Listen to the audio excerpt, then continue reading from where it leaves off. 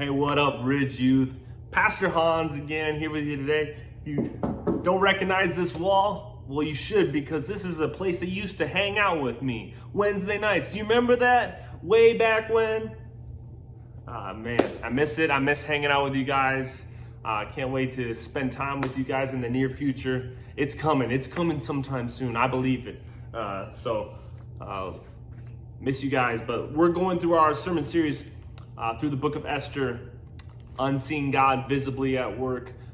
The idea is we're seeing God do amazing things through this book. We're getting towards the end. We only have this message and one more next week, and we find out what happens in this story with Esther. And so we're going to be looking at, we're going to summarize a little bit of chapter 5. Feel free to read chapter 5 yourself in your own time, but I'll summarize it a little bit. What ends up happening, what we just talked about in the last message, is putting your life on the line. Esther has decided she's putting her royal robes on. It's game day.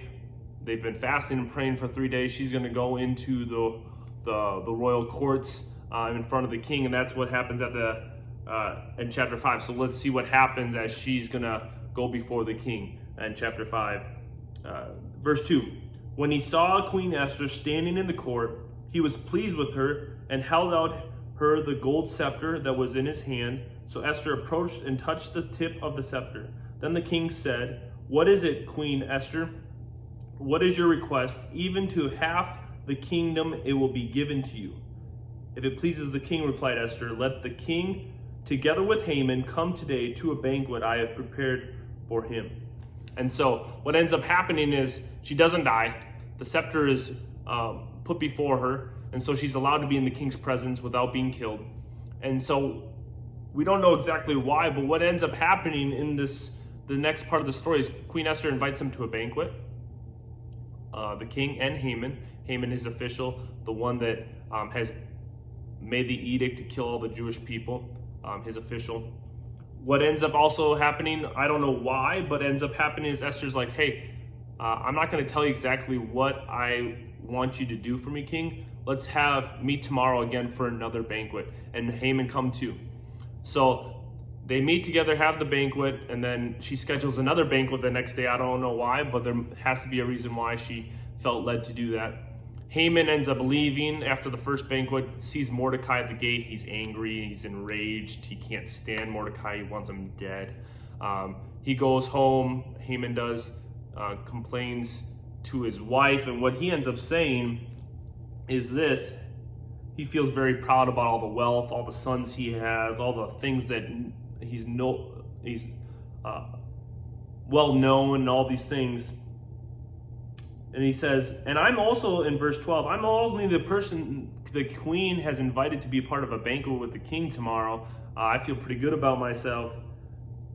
But verse 13, but all this gives me no satisfaction as long as I see that Jew Mordecai sitting at the king's gate. So we see this guy, all these great things he has in his life, everything's so many things that he has going on, but he is so focused on and enraged by Mordecai, so angry by him because he didn't bow down to him way back when.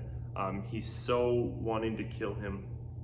And so we're going to pick up this message with a verse that a couple verses in this main verse that's going to happen in chapter 6. So chapter 6 of Esther. That night the king could not sleep. So he ordered the book of the Chronicles, the records of his reign, to be brought and read to him.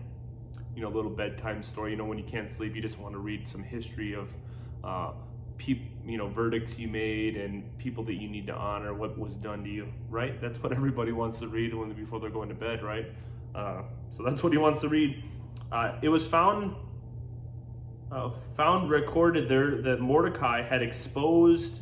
Remember when we read way back when, if you watch the message, doing the right thing for the wrong people, doing the right thing, that message we had way back when, he reads about the assassination attempt on his life, and that he realizes, in verse 3, he says, "What honor and recognition has Mordecai received for this?" the king asked. "Nothing has been done for him," his attendants answered. And so, some people would say, hey, this is just random coincidence. They see that through a lens like the king can't sleep. He just had some bad pizza. He had way too much Monsters to drink that night. He was drinking too much Dr. Pepper. He had too much Taco Bell. Whatever it is, some people are like, that's just a coincidence that he couldn't sleep that night. And he decided, out of all things, that he's going to read the chronicles of his reign about people. And he comes across Mordecai in this situation where Haman really wants to kill him, where the Jewish people are going to be annihilated. And the king reads about what Mordecai did to save his life. He couldn't sleep. And so we need to be people in this message to think about, am I going to see life through the lens of just random coincidence? Or am I going to see through a lens of faith? Am I going to see things through a filter of just random happenstance coincidence? Or am I going to see life through a filter of faith? And so that is we have those two options before us. Is there some things that will they are random and coincidence? Yes. Is there some things that are, we need to see through a lens of faith and we don't, and we realize it in hindsight? Yeah, it happens. And so there's some things that we see through a lens of faith and we know for a fact that, man, God's in that. There's some times where you're like, hey, that doesn't seem like a coincidence. Maybe God's in it. And it actually is just a coincidence. It's just random. There's all the spectrums of all these things, and it's not maybe an easy thing to manage, but we look at this. So this story, what are some other situations in the Bible where it's similar, like where it's not, there's the easy ones like the burning bush, obvious. God is speaking through a burning bush. That's, we can't put that up as random coincidence. Or an angel appearing before Mary, or an angel appearing before someone saying, hey, this is going to happen, or God wants you to do this. Those ones are easy to see those through a lens of faith. But what about the harder ones, maybe harder situations in the Bible where it's like, is God speaking to that? And some examples that I think about well before what happens with Esther is back in Genesis chapter 41, Joseph in the Bible. He's in prison. You've maybe heard the story before. I think I preached it a handful of weeks ago. Joseph is in prison for doing nothing wrong, and he is able to interpret some dreams for Pharaoh's baker and butler, and they end up happening. They forget about him for 2 years. He's still in jail, and then the Pharaoh has a dream, and then he's like, hey, I remember this guy who interpreted my dream. Maybe you can interpret your dream. And so you could see that as a coincidence that Joseph is in the right place at the right time, just randomly, or you could see that maybe God was raising him up.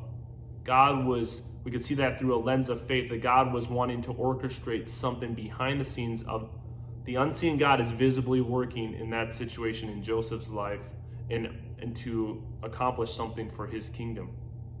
Another story in the Bible that is 70 years before what's going on with Esther, 70 years before this, when Persia wasn't an empire, actually Babylon was an empire. There's a guy named Daniel in the Bible. Daniel in chapter 4 ends up interpreting a dream for King Nebuchadnezzar. So because Daniel's in that place, you could see that as a coincidence. You could see that as a random. You could see that Nebuchadnezzar having a dream about this thing, it's just a weird dream. You could see that as a coincidence or random, or you can see it through a lens of faith and saying maybe God was wanting to raise Daniel up to make a difference. And what ends up happening? Daniel interprets the dream. King Nebuchadnezzar, who wasn't a believer in God, ends up coming and putting his faith in God. And so it's an amazing story. So you can see that story through a lens of coincidence or a lens of faith, that God was moving behind the scenes, or that it just worked out, and God wasn't in it, but it just worked out. We got to decide what filter we're going to look through in our lives. Another story in the Bible. So Esther happens, what we're reading right now. Shortly after Jesus lives his life, dies, is raised to life. Shortly after that, in the book of Acts, chapter 10, verse 9, you can read about the story, but Peter, it's around noontime, and he's super hungry. You get hungry. I don't know what time you get hungry. Some of you maybe aren't even up at noon. Some of you are maybe getting up early and accomplishing things. Some of you are like, I'm eating breakfast at 1 o'clock in the afternoon right now. But for Peter, It's noon in this store and he's hungry. It's lunchtime for him.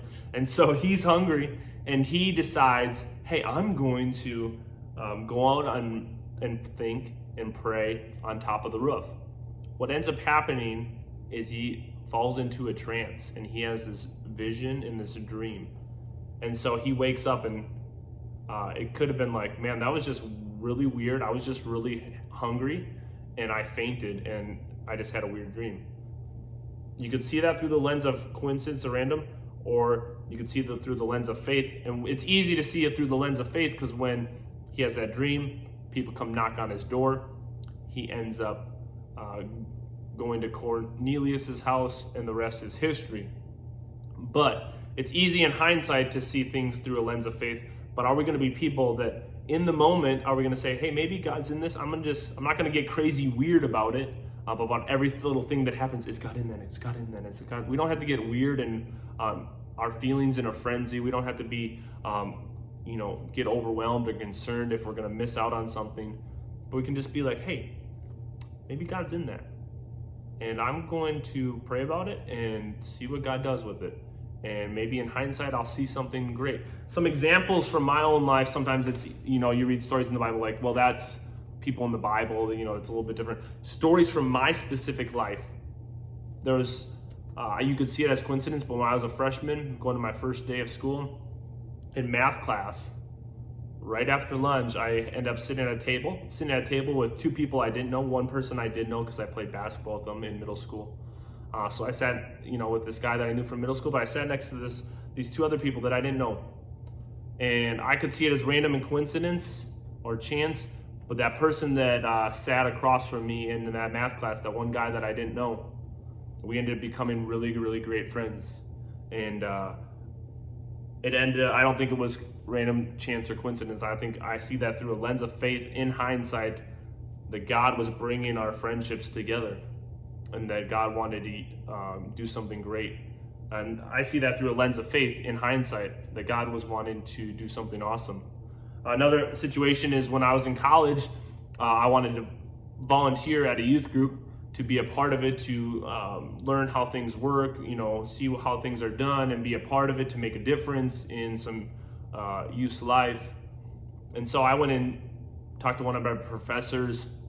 He's like, hey, you should go check out the youth group that I used to be a part of and just see it, and see what God says. And so I went to it and I didn't have any strong feelings. I went to some other ones and I didn't really have any strong feelings. I didn't go to this one, I didn't have any strong feelings either. So I was like, God, I don't know what to do. I don't know if you're in this or not, if this is coincidence, if this is, and so it's tough to see it through the lens of coincidence or the lens of faith, knowing exactly. I think God could have used me anywhere. He would have sent me because he's able. But I remember vividly during worship, I just, I was worshiping and then I saw this youth in the worship service really going after God and worshiping. I was like, oh man, that's awesome. I just love to see when youth go after God and really aren't concerned about what other people think around them. And they're just like, God, I want to worship you. God, I want to love you. And they're raising it. And so this guy was raising his hands. I was like, man, that's really cool. But then I felt this whisper in my heart and I felt like God was saying, I want you to disciple that guy. And so I was like, oh, that's kind of random. So I was like, oh, we'll see. And so I ended up going through the class to be a volunteer for the youth group. And then when I got placed into be a life group leader for that youth group, which had probably about let's say 15 or 20 life groups, I don't know exactly the number, but at least 12 to 20 life groups for middle school and high school, I got placed in as a life group leader for the group that kid was in. And it wasn't until all of a sudden I got placed in there and I saw him and he was in my group, I was like, oh my word. And it was that point where I took that kind of that whisper in my heart through a lens of faith, and in hindsight I was like, man, God is in this. I'm in the right spot, and God's wanted me to do something to make a difference in his life and to be a good example and to show him how to follow Jesus. And so that's another example in my life. Another example is when I shortly after I became the youth pastor here, we went on a missions trip to Alaska, and we went on that mission trip. And when I got back, I just felt this strong feeling that God's like, hey, remember when I spoke to you, that whisper about maybe being a coach? I want you to send some emails out to local middle school and high schools and just see if anybody responds. And so I had that whisper in my heart. I'm like, is this just random coincidence that at this time I'm sending these out, or is this faith that God? And so I was like, I'm gonna take a step of faith, send out these emails. And like shortly after, like I don't know if it was later that day or the next day, I got responded that, hey, if you ever want to come out and help out at North High School, feel free to do that. And so that was summer of 2010. And looking in hindsight, I see that God was leading me at that specific time, for such a time as that, to get involved, to meet certain people that I could make a difference in their lives. And so, and that they could make a difference in my life too, because it's not just a one-way street, it's a two-way street, that friendships and impact should go both ways. And so I can see those things now in hindsight as through a lens of faith. And I think in the moment I did too a little bit. I was like, I wasn't like, that's just random, that's just weird, I just ate something totally weird, I ate some bad pizza. I could see it through the lens of coincidence and happenstance and random, or I could see it through the lens of faith, and not in a creepy way, but like in a way of like, hey God, if you're in this, I want to know, and if you're in this, I want to be a part of it. And so that's how I took a lot of those situations. There's been plenty more in my life. There's been times also lately where I feel like I've had dreams and I'm like, God, is that a dream from you, or is that a dream that's just random? And the only way to know sometimes, and sometimes I already know, I'm like, that's just weird and random. Sometimes it's not as clear. And so sometimes I'm like, hey, and I'm like, hey, are you doing good? How's your life going? I had this, and they're like, no, that is weird that you had that dream about me, but it doesn't really add up. But I've also had that moments where I'm like, I'm gonna take a step of faith. Hey, I had this dream, you were in it. This kind of was going on in the dream, and they're like, wow, that's crazy. I think God's speaking something. And so we don't know unless we take those steps of faith. We test it out to see. We don't have to be weird about it. But there's also been times where I think I just need to text that person and see how they're doing. And they're like, that's weird, because I was just thinking about you too. Or, man, I'm going through a really hard time, so I'm glad you texted me. And so sometimes maybe it's just coincidence, but sometimes it's God leading. We have to see it through a lens of faith. And so this story, the night the king could not sleep, so he ordered the books of the Chronicles to be opened. And so this is a pivotal moment in the story about what's going to happen. We'll wrap it up with the message next week to see exactly what happens. But this is a pivotal moment. And of course, this part does not even factor in if way back when Mordecai doesn't do the right thing for wrong people. We have to live the right kind of life as an example of Jesus to put ourselves in situations where we can see him do awesome things. If we're living the wrong kind of life, if we're just, not following Jesus, not loving him, not loving other people, if we're, a jerk, if we're mean, we're not really putting ourselves in a good situation where God can do amazing things. Does that mean we're going to be perfect? No, absolutely not. I mess up. I say things I shouldn't. I, think things I shouldn't. I treat people not always 100% the way they should be treated, because I'm trying to be like Jesus, but I'm not Jesus, and that causes me to go to him even more because I realize I need him so much. And so this story, we can see it through a lens of random happenstance, coincidence, or is this through a lens of faith that an unseen God's working in this situation? As a reader, it's easy. As people that maybe know the story, it's easy to be like, the unseen God is visibly working in this story. But are you going to be a person yourself with what's going on right now in our day and age? You could be like, hey, this is kind of random, but a friend from school just texted me that they're going through a hard time, and that seems really random. Or maybe they're texting you because you have something that you can offer to them. You can give them hope. You can encourage them. Maybe God's leading somebody on your heart, and you're like, I don't know why that person keeps coming to my thoughts in my mind. And maybe it's not just because you really appreciate them or you admire them. Maybe God's laying them on your heart because he wants you to reach out to them and send them a message. Send them a text, send them a video message, whatever it is. We can see things through a lens of coincidence, random, or we can see through a lens of faith that God maybe wanted to do something and work visibly through us into other people's lives to change history. And so just think about that this week. Think about how you can see things through a lens of faith that God is maybe working, moving, because he's always wanting to accomplish things. But are we going to be people that listen and hear and be a part of it? Man, I love you guys. I do believe that this is a pivotal moment for us as a youth group, that we all need to think about, hey, how can we be better through this and on the other side? How can we make a difference as a youth group to be stronger now and around the corner? How can we use this to maybe our friends that never really opened up about things? How can we bring life and hope and encouragement into their life when they need it the most? And maybe down the road, in hindsight, when we look back, we'll be like, man, I never thought that talking to that person a little bit during stay at home, during quarantine, during the lockdown, I never knew that maybe just talking to them a little bit and opening them up about my struggles and hearing them out about their struggles, that would actually, looking back on it, we become great friends. Or looking back on it, they would actually come through the doors of this youth group.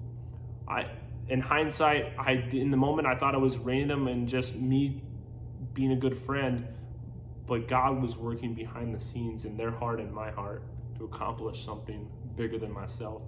I hope that's the situation for all of us, that through this we see God do amazing things, that through this test, there's testimonies, through this mess, there ends up being great messages of hope and life.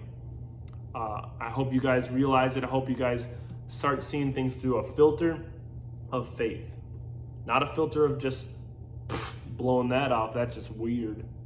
But looking through things through a filter of faith, not a filter of just happenstance, and see what God is in and see how he wants to work. And so let's do that. Let's listen to his voice. Let's follow his leadings. If you don't know if something's a leading from him, if it's just weird and out there, let me know. Send me a message, and I will hopefully have able to help you figure out with wisdom and discernment if that's from God. We can look at some passages to find out if God would ever lead you to do. God's last disclaimer is God will never lead you to do something that is, crazy out there, like blatantly illegal, totally hurtful, where, completely immoral. We have to see it through a lens of faith, honestly, with wisdom, God, are you in this? Are you not in this? And so love you guys. Appreciate you guys. Keep, keeping in contact with me. I'm trying to do my best to keep contact with you, and let's keep growing together. Keep reaching out to other people in the group. Let's make a difference in the world. Let's make the world a happier, joyful, hopeful place. I believe in you guys. I love you guys. Can't wait to see your faces soon. Have a great, awesome, cool, great week. Peace.